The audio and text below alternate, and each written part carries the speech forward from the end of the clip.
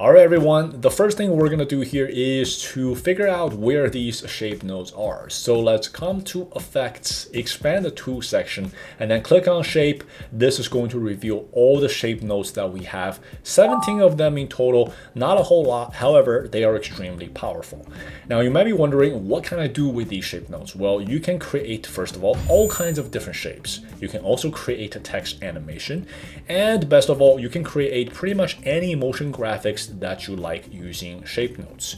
Now, you might be also wondering, why should I use shape nodes? Well, you can first of all construct the same thing, but with fewer nodes if you stay within the shape ecosystem. And also, shape nodes are very fast to process, to render, and best of all, the image quality is extremely good. So what that means is that if you're interested in producing high quality motion graphics, then you have to leverage shape nodes.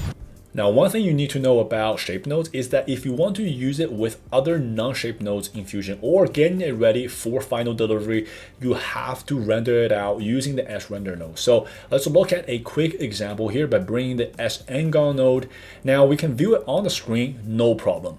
However, when we try to connect it to the media output node, you can see that it just won't allow you to do so. So what we need to do in this case is to bring the sRender node, and then we're going to connect the sNGON node to the sRender node first. Now you can connect it to media out 1 for either viewing, or you can, let's say, connect these nodes with other non-shape nodes, and you can now also take this effect to other pages in DaVinci Resolve. No problem. You just need to make sure that you render it out. Okay, so now one other thing to note is that amongst all these shape nodes, you will probably see already a lot of familiar faces.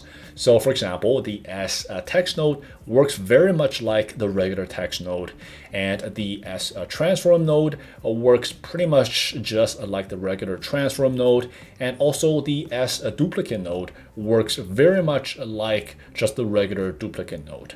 However, their settings are a little bit different. So we will look at a S transform node here. You will see that these are the settings. And if we bring in, let's say, the regular transform node, you will see that the settings are a little bit different, despite the fact that they work very similarly.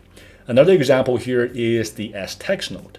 So you will see that the S text node and also the regular text node settings are very similar. So not only do they work very much similarly, their settings are also very similar. So this kind of helps reduce that learning curve to a large extent.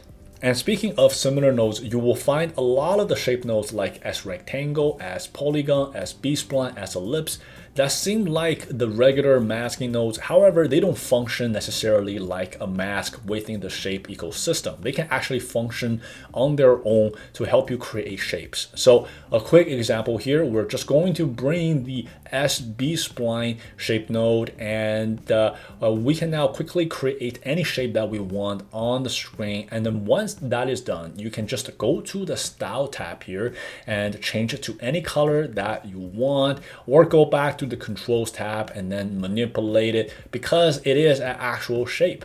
This is in contrast with, let's say, the regular B-spline node, which when you bring it in, it's just, well, a masking node, and you have to pair it with another node. So if we bring in, let's say, the background node, you can now connect it to the background node, and now you can go ahead and create a shape on the screen. So this is a big distinction and something very important for you to know about the shape nodes.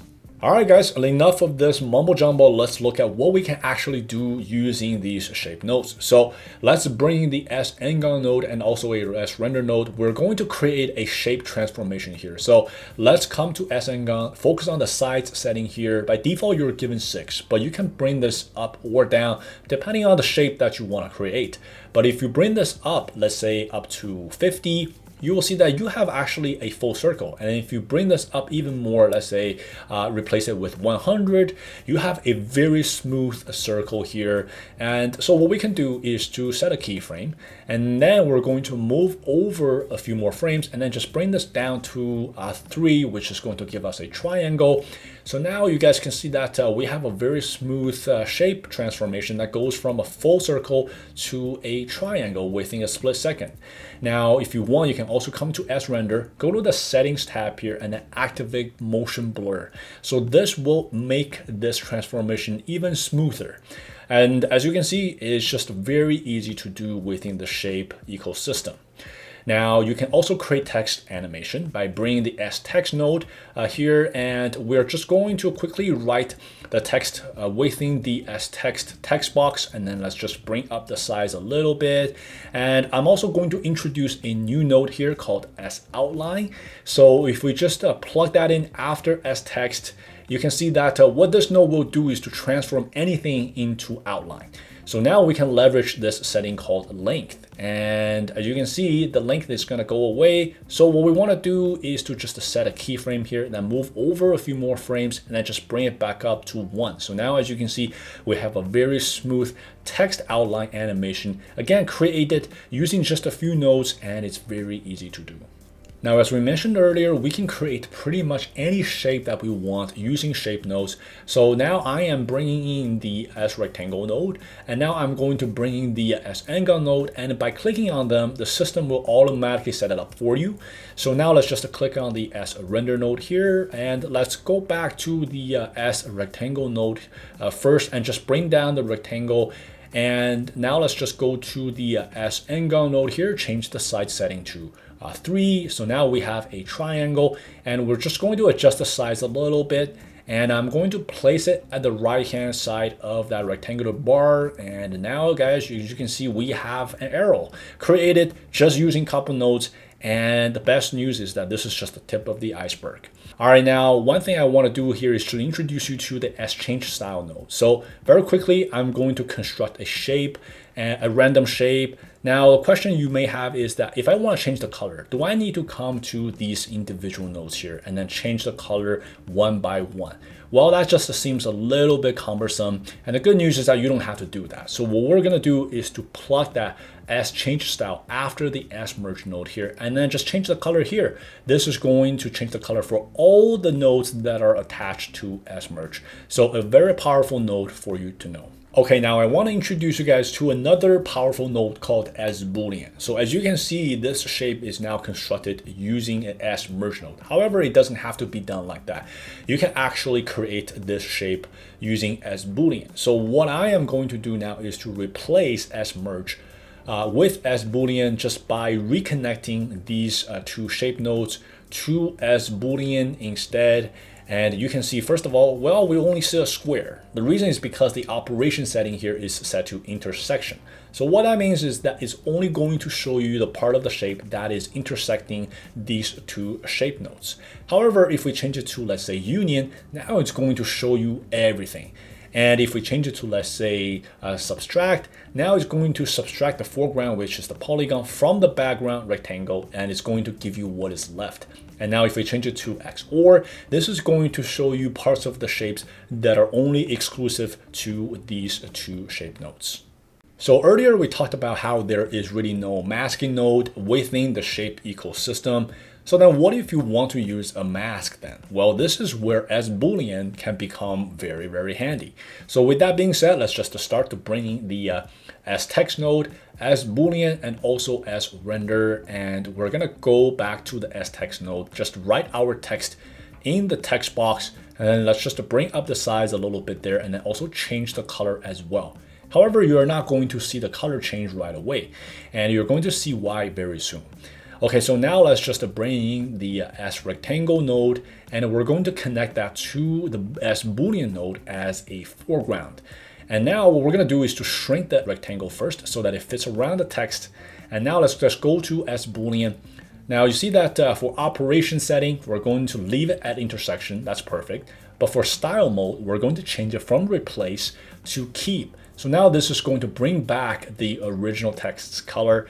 And now if we go back to S text node here and then start to bring it down, you will see that the text is going to start to disappear as it goes beyond that rectangle. And this is all thanks to S Boolean pretty much turning this S rectangle node into a masking node. All right, so now what we can do is to set a keyframe here, and then let's just move over a few frames and then start to bring it back into this rectangle. And now you see that we have a smooth text animation acting almost as if there is a mask, but we don't really, and this is just all thanks to the S Boolean node. So it's definitely a powerhouse amongst all the shape nodes.